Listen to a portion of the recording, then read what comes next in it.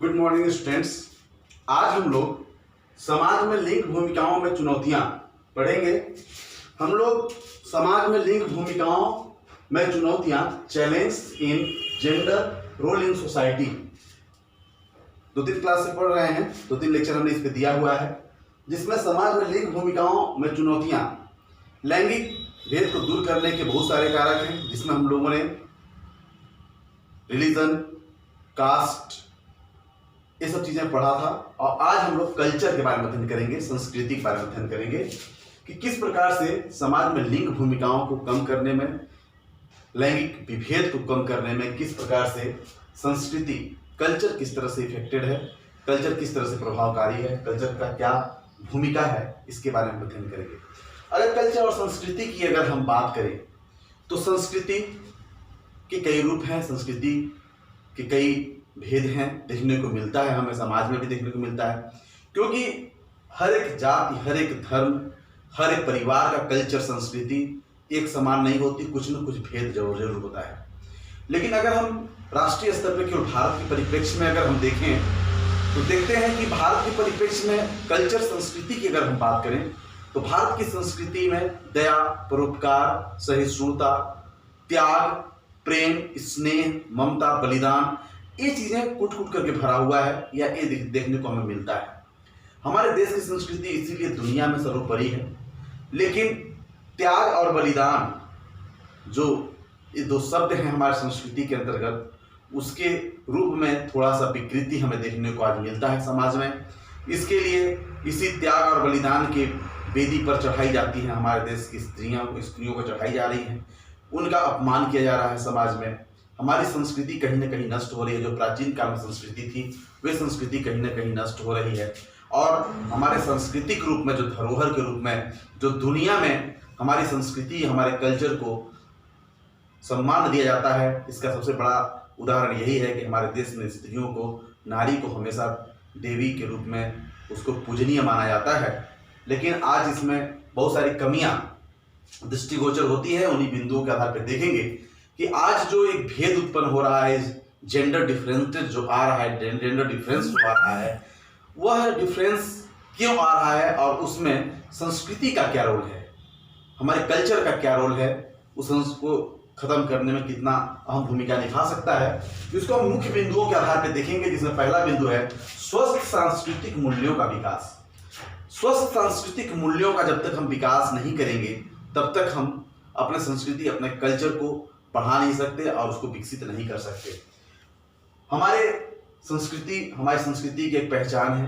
हमारी संस्कृति में प्राचीन काल से ही जेंडर डिफरेंस की अगर हम बात करें तो समाज में महिलाओं को पूजनीय हमारी संस्कृति हमारे के रूप में माना जाता रहा है।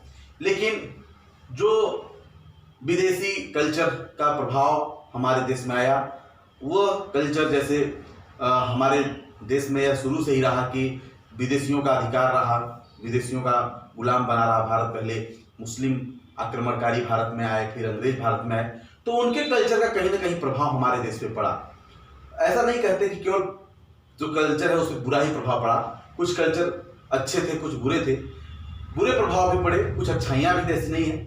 लेकिन बहुत सारे ऐसे हमारी संस्कृति जो कि महिलाओं के परिप्रेक्ष्य में अगर हम देखें तो काफ़ी हद तक अगर देखें तो उनको बहुत सारे अपमानजनक संस्कृति का सामना करना पड़ा और वो कल्चर प्रभावित किया हमारे देश के कल्चर को। जैसे एग्जाम्पल के लिए अगर हम देखें, पर्दा प्रथा, जाति प्रथा, पर्दा प्रथा, स्त्री को पर्दे में रखने की, स्त्री को केवल मनोरंजन का वस्तु समझने के लायक, ये सब अगर हम देखें कहीं तो कहीं वो मुस्लिम जो साम्राज्य थे, मुस्लिम लोग आक्रमणकारी थे, उन्होंने जब देश पे आक्रमण किया तो उनके कल्चर में स्त्रियों का सम्मान उतना नहीं था, वे लोग स्त्रियों का उतना सम्मान नहीं करते थे, जिसके कारण वो कल्चर हमारे देश में कहीं ना कहीं से आया। बाल विवाह, सती प्रथा, स्त्रियों का अपमान, स्त्रियों को पर्दे की वस्तु समझना, ये सब कल्चर हमको देखने को कहीं ना कहीं से मिलता है, उसका प्रभाव छाप देखने को मिलता है। अंग्रेज आए, अंग्रेजों से भी हमें कुछ कल्चर में कुछ कमियां देखने को मिली।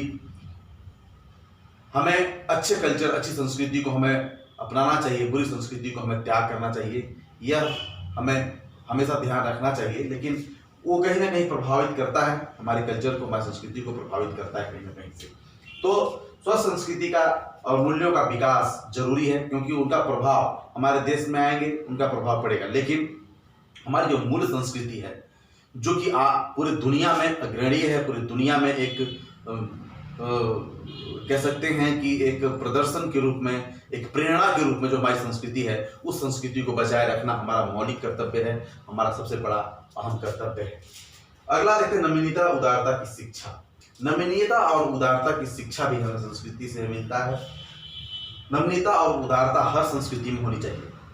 हर संस्कृति का दायित्व है उसमें नमनीयता और उदारता होनी चाहिए। हमें अच्छी चीज़ों को अपनाना चाहिए और बंद संस्कृति नहीं होना चाहिए। संस्कृति खुला होना चाहिए। जिन समाज का, जिस देश का संस्कृति खुला है, वह देश काफ़ी तरक्की किया, काफ़ी विकास किया आज। और इसलिए हमारी संस्कृति बंद नहीं होनी चाहिए, खुला संस्कृति होनी चाहिए। हम अच्छी संस्कृति को, हर संस्कृति के कुछ न कुछ अच्छाइयाँ होती हैं, उसको अपनाना चाहिए और बुरी संस्कृति को हमें त्यागना चाहिए। प्राचीन काल से हमारे देश में भी ऐसी कुछ संस्कृति, कल्चर ऐसे थे जो कि अच्छे नहीं हैं आज के युग में अगर देखा जाए तो। सांस्कृतिक रूप में हमें आधुनिकता को अपना करके अच्छाइयों को अपनाना चाहिए। अगला है गतिशीलता। गतिशीलता एक संस्कृति की महत्वपूर्ण भूमिका है। जिन संस्कृतियों में गतिशीलता है, जिन संस्कृतियों ने गतिशीलता को अपनाए रखा, वह संस्कृति आज तरक्की की, विकास की राह पे चला और वहाँ पे स्त्रियों का सम्मान, स्त्रियों को समाज में ऊंचा स्थान दिया गया। लेकिन जिन संस्कृतियों में गतिशीलता कम पाई गई, जिन संस्कृतियों में गतिशीलता, उनके अंदर बढ़ने की क्षमता, प्रगति की क्षमता कम थी, वे आज भी वहीं के वहीं सिमटी हुई हैं और उनके में विकास और स्त्रियों की दशा दयनीय है। अगला की बात करें अन्य संस्कृतियों से सहिष्णुता का भाव। हर संस्कृति, हमारी संस्कृति बहुत अच्छी है, हमारा कल्चर बहुत अच्छा है, लेकिन हम दूसरी संस्कृतियों से कभी सहिष्णुता रखनी चाहिए, उनसे कभी घृणा नहीं करनी चाहिए। हर संस्कृति, हर कल्चर की कुछ न कुछ अच्छाइयाँ मैंने बताया जैसे भी, उनको अपनाना चाहिए, स्वीकार करना चाहिए। अगला पॉइंट अगर हम देखें तो अंतर सांस्कृतिक अवबोध में वृद्धि। अंतर सांस्कृतिक अवबोध, मैंने जैसे बताया खुला संस्कृति होना चाहिए। जब खुला संस्कृति होगा तो अंतर सांस्कृतिक अवबोध में वृद्धि होगी, अर्थात हम दूसरी संस्कृति की अच्छाइयों को ले सकेंगे, अपनी संस्कृति के कुछ गुण वो ले सकेंगे जब खुला होगा। तो कुछ संस्कृतियां ऐसी हैं जो दूसरी संस्कृति को प्रभावित करती तो हैं, लेकिन उस अपने संस्कृति में उनको प्रवेश नहीं होने देती या दूसरी संस्कृति में प्रवेश नहीं करना चाहती, तो ये इसमें कमी आएगी। इसलिए और वहाँ पे स्त्रियों की भी दशा उतनी अच्छी नहीं होगी, क्योंकि आज की अगर हम बात करें तो महिलाओं का जैसे जैसे समय बदलता जा रहा है, स्त्रियों की स्थिति मजबूत होती जा रही है और कुछ समाज तो इसको समझ रहे हैं, कुछ सोसाइटी इसको समझ रहे हैं, एक्सेप्ट भी कर रहे हैं, लेकिन कुछ सोसाइटी और कुछ जाति, कुछ ऐसे समाज है जो इसको एक्सेप्ट करने के लिए अभी आज भी तैयार नहीं है। एक बहुत बड़ा एग्जाम्पल हम देखते हैं तालिबानियों का। तालिबानी समाज जो है वे आज भी स्त्रियों की स्वतंत्रता, उनका सम्मान आज भी नहीं समझता और आज भी उनको वो सम्मान और हक नहीं देना चाहता जो कि आज देना चाहिए स्त्रियों को, क्योंकि स्त्रियां, महिलाएं कहीं भी पुरुषों से कम नहीं। नेतृत्व का भाव, नेतृत्व की भावना भी जो होनी चाहिए वह भी सांस्कृतिक रूप में यह सोच होनी चाहिए। हर संस्कृति, हर कल्चर की सोच होनी चाहिए कि जो नेतृत्व की जिम्मेदारी, रिस्पॉन्सिबिलिटी जो दी जा रही है, वह रिस्पॉन्सिबिलिटी केवल लिंग के आधार पर नहीं होनी चाहिए। आज स्त्रियां भी नेतृत्व के क्षेत्र में बहुत ही आगे हैं, अतः उनको नेतृत्व के क्षेत्र में भी आगे उनको स्थान मिलना चाहिए। नेक्स्ट पॉइंट अगर हम देखें तो कर्तव्य बोध का विकास, कर्तव्यों का निर्वहन करना, कर्तव्यों का पालन करना। हर व्यक्ति का अपना अपना कर्तव्य है, हर व्यक्ति को कर्तव्य करना चाहिए और कर्तव्य का निर्धारण जो होना चाहिए वह भी लिंग के आधार पर नहीं होना चाहिए। स्त्री और पुरुषों के लिए अलग अलग नहीं, बल्कि जो जिसके योग्य है वैसा होना चाहिए। नेक्स्ट पॉइंट अगर देखें परस्पर निर्भरता।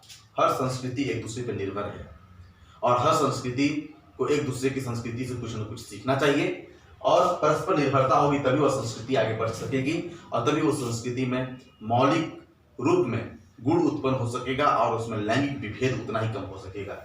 लास्ट में हम देखें राष्ट्रीय ऐक्य का भाव। किसी भी संस्कृति, कोई भी संस्कृति हो, उसमें राष्ट्रीय एकता की प्रचुरता होनी चाहिए, उसमें अधिक्य होनी चाहिए, क्योंकि राष्ट्रीय एकता, राष्ट्र हित की भावना से अगर उसकी कमी है अगर किसी भी संस्कृति में, तो वह संस्कृति किसी काम का नहीं, किसी मतलब का नहीं। तो आज हम लोगों ने संस्कृति के बारे में देखा, इसी प्रकार से कास्ट के बारे में देखा था नेक्स्ट पिछले वाले लेक्चर में। उसके पिछले लेक्चर में हम लोगों ने रिलीजन के बारे में देखा था और इसी तरह से सोसाइटी समाज के बारे में देखा हम लोगों ने। अब नेक्स्ट पॉइंट जनसंचार मीडिया हम देखेंगे। इसमें लैंगिक भेद की चुनौतियों में हम अगला मीडिया देखेंगे। समाज में लिंग भूमिकाओं में चुनौतियों का जो क्षेत्र है सांस्कृतिक कल्चर हो जाने के बाद आप हम लोग जनसंचार देखेंगे। Thank you.